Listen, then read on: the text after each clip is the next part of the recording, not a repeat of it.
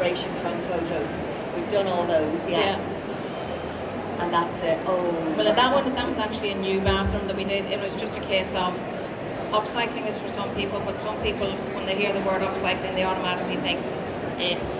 But until they see those kind of photos. Yes. Yeah. But that was a particular job that I did. But in that house, I also upcycled a lot of other things. It was just a really nice picture, and I said, right, let people see that. And the paneling is beautiful. The paneling is traditional. It's a little bit more.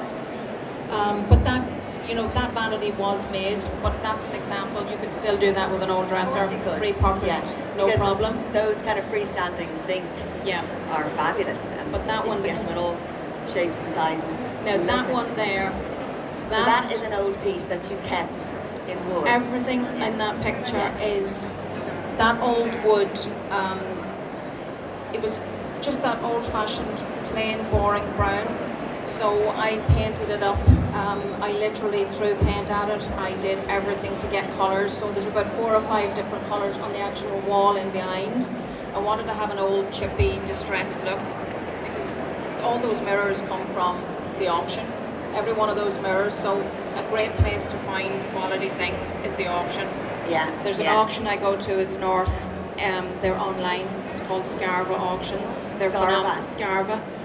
They have an online process that you can go on and sit and look. I mean, I would safely say there isn't even £300 worth on that picture because that unit there that I got for £40. That brown unit. Oh my The dearest thing on that there will be the Waterford crystal lamp, which was a wedding gift years ago. Isn't that amazing? But everything else is auctions. There's that you can't see it that clear, but that one on top with the flowers, there's flowers in the centre of it. That's just the most amazing wee mirror, and I got that for £40. My goodness, it looks like thousands, doesn't it? I know that you like I do in my home, mix old pieces and I leave some, in their mahogany, original mahogany, and then I paint some. Mm-hmm. And I mix also contemporary pieces, like I might have a very modern lamp on an old. What kind of tips and advice? I know I do it kind of instinctively because I'm slightly obsessed with interiors. What kind of tips would you give people here that, to help them to make the right choices when they're designing a room? Well, I mean, think about the room. Obviously, your dining room is going to have your table, your living room is going to have your sofas, your furniture, your layout. All of those things are key. A lot of the new furniture, particularly sofas, are quite big. There's a lot of depth in them. Sometimes the older pieces, they're just a little bit more compact. They can have so much character. The older armchairs, if you think of that in your living room, just it can be different. Everything doesn't have to be matchy inside the house.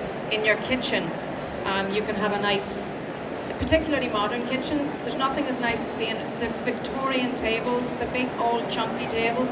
You can have one of those in a nice big bright modern kitchen and have some new funky chairs with it. And they are not going to break. They've been around for so long. They're not going anywhere anytime soon. The chairs don't have to match.